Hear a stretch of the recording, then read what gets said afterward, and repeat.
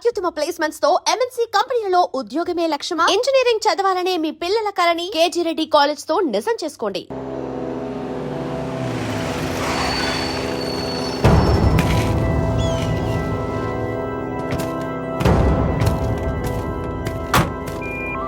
Mike 22 receiving.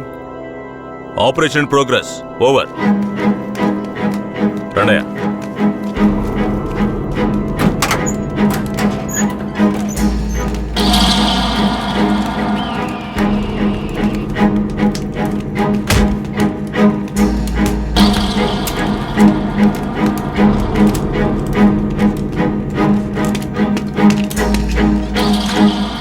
Constable, ఈ నా కొడుకులకి చావును పరిచయం చేయాలి. కట్లు ఇప్పండి.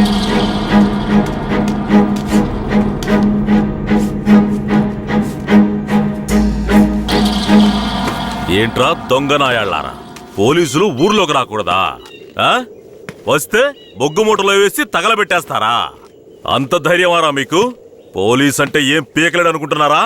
పోలీస్ అంటే ఏంటో చూపించరా?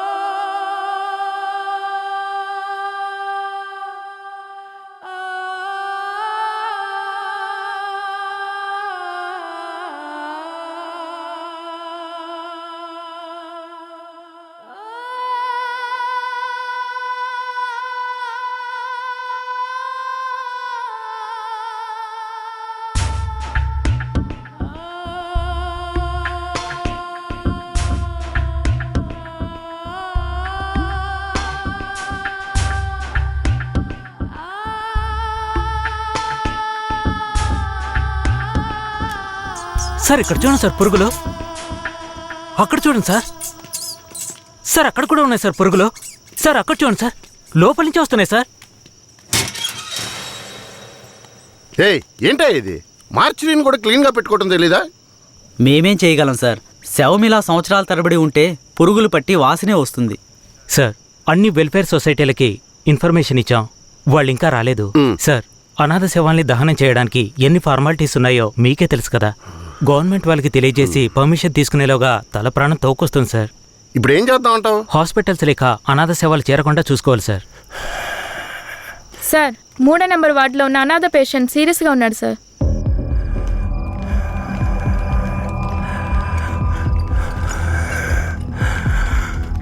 Nurse sir? తొందరగా ఐసీయూకి తీసుకురండి. Okay sir.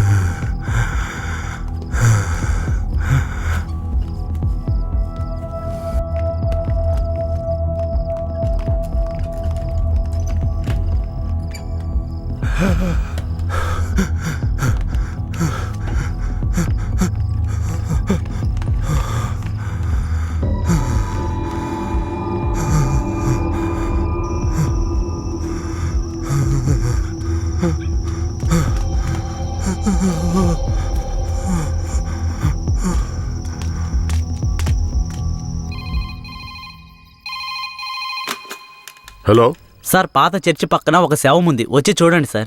మీరెవరు? ఛ, ఈ హాస్పిటల్లో ఉన్న వాళ్ళకి ఇదే పని అయిపోయింది. సీరియస్గా ఉన్న పేషెంట్ని తీసుకొచ్చి బయటపడేసి ఫోన్ చేయటం, మనం దాన్ని అనాథ శవం అని కేసు రిజిస్టర్ చేసి మళ్ళీ హాస్పిటల్కి తీసుకెళ్లి పడేయటం. ఏం బతుకయ్యామంది? అయ్యా ఇలాగే ఉన్నారు, ఏం చెప్పమంటారు?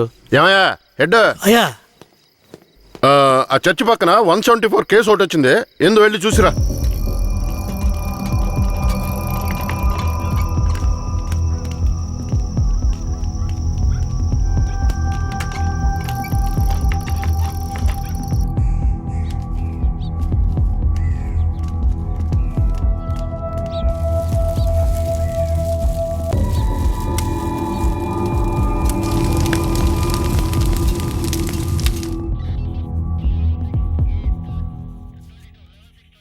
ఏమయ్యా హెడ్, ఎప్పుడు వచ్చే 174 అనాథ కేసేనా? అవునవును. అనాథ సేవాన్ని తగలబెట్టి మీరు గవర్నమెంట్కి లెటర్లు రాస్తూనే ఉన్నారు, కానీ డబ్బులు మాత్రం రావడం లేదు. అరే పోవయ్యా, డబ్బు గిబ్బు వస్తుందో లేదో, అనాథ శవానికి అంత్యక్రియలు చేసామని పుణ్యమైనా వస్తుంది. రెడ్డి గారు, మీలాంటి వాళ్ళు మన డిపార్ట్మెంట్కి పుణ్యం చేసినా డిఎస్పీ రఘునాథ్ లాంటి వాళ్ళు పాపమే చేస్తున్నారు. ఇదిగో చూడండి. ఎవరు మన ఏరియా నుంచి ట్రాన్స్ఫర్ అయ్యారే, ఆ డిఎస్పీ రఘునాథా? అవునయ్యా, 5 మందిని ఎన్కౌంటర్ పేరుతో చంపేసి కనిపించలేదని చెప్తే నరసింగాపురం ఊరు వాళ్ళు ఊరికి వదిలేస్తారా? ఊరోళ్ళంతా మీడియా వాళ్ళతో కలిసి పోరాటం, ధర్నాన్ని గొడవ చేయటం వల్ల ఇప్పుడు గవర్నమెంట్ విచారణ కమిషన్ పెట్టింది. విచారణ కమిషన్ ఊరికే వదిలేస్తుందా? డిఎస్పీని పీల్చి పిప్పి చేయదు. యూటీవీ ప్రేక్షకులకు నమస్కారం. ఇప్పుడు మనం ఉన్నది నేర పరిశోధన కార్యాలయం. గత నెల రాష్ట్రంలో సంచలనం సృష్టించిన నరసింగాపురం గ్రామంలో జరిగిన కలవరంలో 2 అమాయకులైన వ్యక్తులు కాల్చి చంపబడ్డారు. మరికొందరు ఆసుపత్రిలో ఉన్నారు. ఒక అమ్మాయితో సహా 7 జాడ తెలియలేదు. దాని గురించి పోలీసులను అడిగితే అలా మేమెవరిని తీసుకుపోలేదంటున్నారు. ఇప్పుడు వాళ్ళు ప్రాణాలతో ఉన్నారో లేదో కూడా ఎవరికీ తెలీదు. దీని గురించి ఇక్కడున్న ప్రజల అభిప్రాయం ఏంటో ఇప్పుడు అడిగి తెలుసుకుందాం. ఏం జరిగిందో చెప్తారా?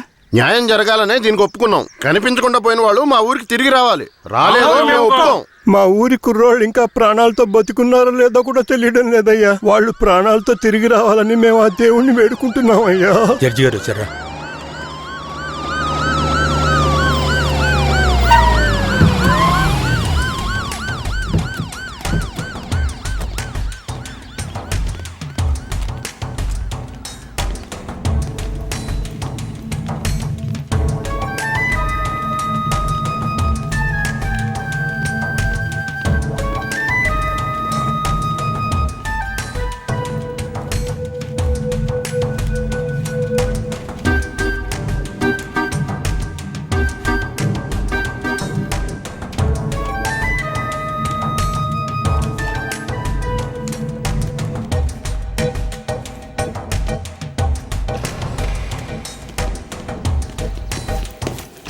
సార్. రఘునాథ్ మీరేనా? Yes sir. మీరు సర్వీస్లో వచ్చారు ఎన్నేళ్ళైంది? Sir I join service in. ఏ తెలుగు రాదా? మీరు చేసిన నిర్వాకాన్ని మెచ్చుకుని పత్రికలో ఫోటోలు వచ్చే చూడండి. కనిపించకుండా పోయిన 7 ఎక్కడా? నాకు తెలియదు సార్. మీరే తీసుకెళ్లారని తెలిసింది. నేను తీసుకువెళ్ళలేదు సార్. సరే మీరు వెళ్ళండి, అవసరమైతే కబురు చేస్తాను. Yes sir. గొడవలు జరిగిన ఊరికి రేపు మనం వెళ్ళాలి. బాధితులైన ప్రజల్ని కలవాలి. సార్, ఆ ఊర్లో ఉన్న వాళ్ళందరూ చాలా మూర్ఖులు సార్. వాళ్ళందరూ చాలా కోపంగా ఉన్నారు. ఇప్పుడు వద్దు సార్. ఇప్పుడు వద్దేంటి? ఖచ్చితంగా వెళ్ళాలి. సార్, నర్సింగపురం ఆంధ్రాకి తమిళనాడుకి బార్డర్లో ఉంది సార్. ఈ ఊర్లో జనాభా మొత్తం 592 మంది సార్. ఈ గ్రామాన్ని బ్లాక్ మార్క్ గ్రామంగా ప్రభుత్వం ముద్ర వేసింది సార్. యాక్చువల్గా ఈ ఊరు ఎలా ఉంటుందంటే కర్రతుమ్మ చెట్ల మధ్య ఊరును దాచినట్టు ఉంటుంది సార్. ఈ ఊరు చుట్టూ సుమారు 20-25 కిలోమీటర్ల వరకు కర్రతుమ్మ చెట్లే సార్.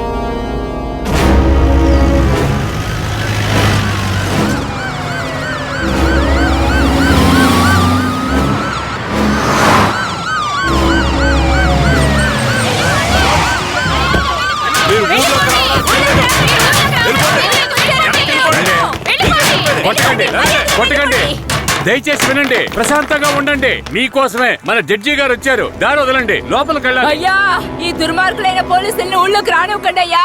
నా కొడుకుని మనవల్ని లాక్కుని పోయారు. ఇంతవరకు ప్యానల్తో ఉన్నారా లేదో తెలీదయ్యా. మీరే న్యాయం చేయండి అయ్యా. మీరు భయపడక్కర్లేదు, అందరూ కాస్త ప్రశాంతంగా ఉండండి. మీకు ఎలాంటి భయం అక్కర్లేదు. సాధ్యమైనంత త్వరగా విచారణ జరిపి వాళ్ళ ఆచూకీ కనిపెడతాం. నాన్నెక్కడని అడిగి నా బిడ్డకి ఏమని సమాధానం చెప్పమంటారయ్యా?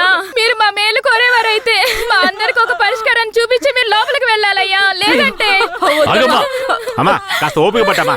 ఊర్లోకి రాకూడదు అంతే కదా? అవునా?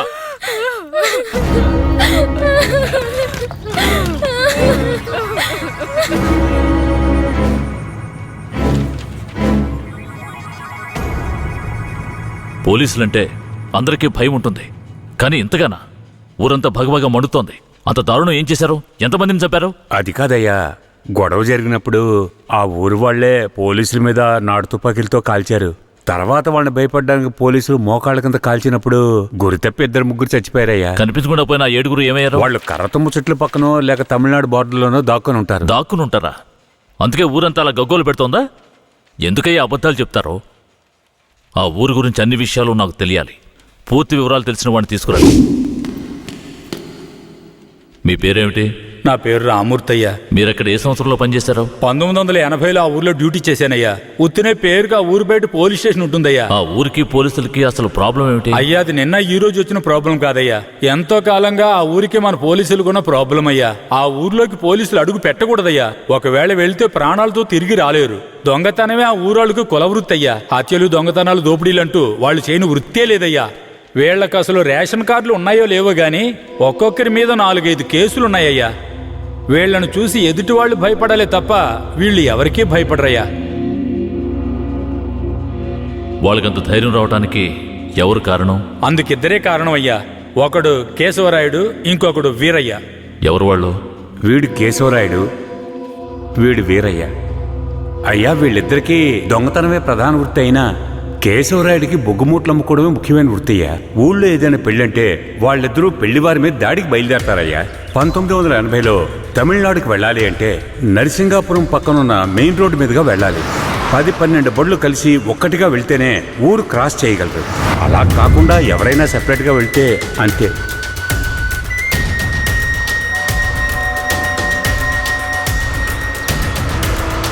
ఆగండి, ఆపండి, ఆపండి.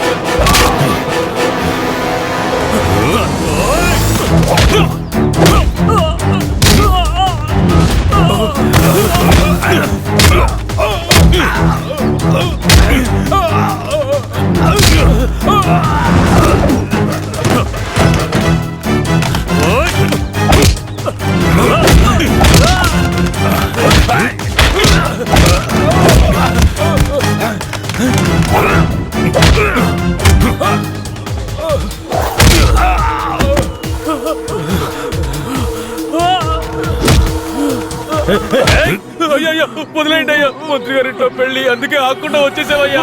అయ్యో, వదిలేయండి అయ్యా. అయ్యా, వద్దయ్యా, అయ్యా.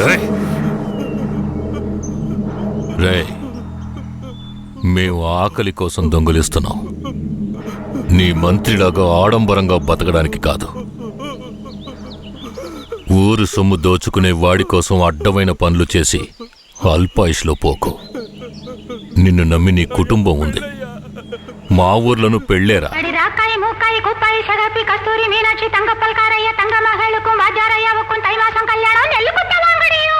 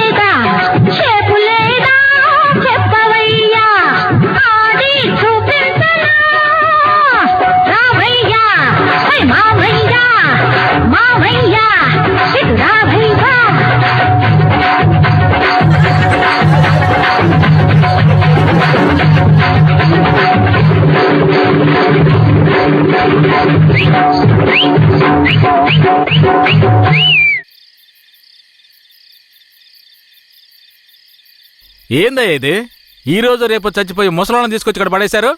కుర్రాళ్ళందరూ ఎక్కడయా? అయ్యా, రాత్రి స్టేషన్లో పడుకునే చట్టం 1966లోనే పోయింది. ఏదో మనం చెప్తున్నామని భయపడి పడుకుంటున్నారు. రేయ్, వచ్చి పడుకోమంటే పడుకోవాలయ్యా. ఎక్కడ వాళ్ళు? అయ్యా, ఎప్పుడు ముందుగానే వచ్చి పడుకునేవారు. ఊర్లో వరదయ్యకు పెళ్లి, వయసు కుర్రాళ్ళందరూ సారాయి తాగి జాలీగా ఉన్నారు. మీకు కావాలంటే చెప్పండి అయ్యా, తెప్పిస్తాను. ఈ మాట చెప్పడానికి సిగ్గా లేదు? పోలీసు డ్రెస్ వేసుకుని మీరు భయపడి చేస్తున్నారేమిటి వాళ్ళని చూసి? అయ్యా, ఈ స్టేషన్కు మీరే ట్రాన్స్ఫర్ మీద వచ్చారు, అది పనిష్మెంట్లో. ఆ ఊళ్ళోకి పోలీసులు పోవడం కుదరదు, వట్టి మోసగాళ్ళు. మోసగాళ్ళకే మోసగాడినయ్యా నేను. బండి దేవయ్యా.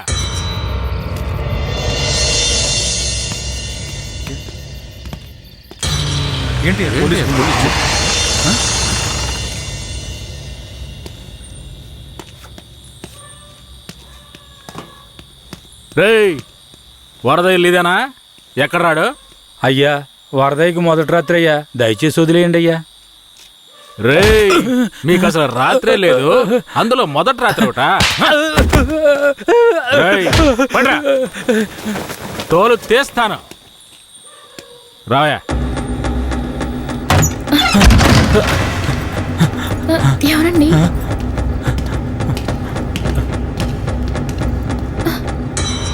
ఏంట్రా నువ్వు? నిన్ను పోలీస్ స్టేషన్కి వచ్చి పడుకోరా అంటే పెళ్ళాం పక్కలో పడుకొని జల్సా చేస్తున్నావా? ఏయ్, కేశవరాయుడికి తెలిసిందో నీ పని అంతే. ఎవడాడు? కేశవరాయుడా? వాడేమైనా పెద్ద పుడింగారా? ఏమన్నావురా? అయిపోతావురా? నా మీద చేస్తావరా? కాల్చి పారదొప్పుతాను. పదరా, వీడిని జీపెక్కించావు. పోరా.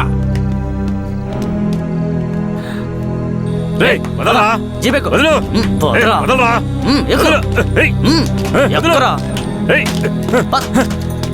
వదలరా, చేతులు పెట్టరా.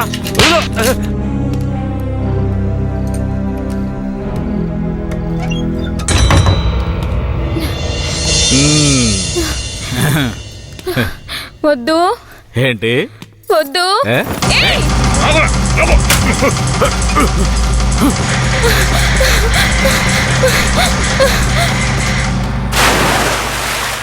అయ్యయ్యో వరదయ్య పిల్లం బావిలో పడిపోయింది.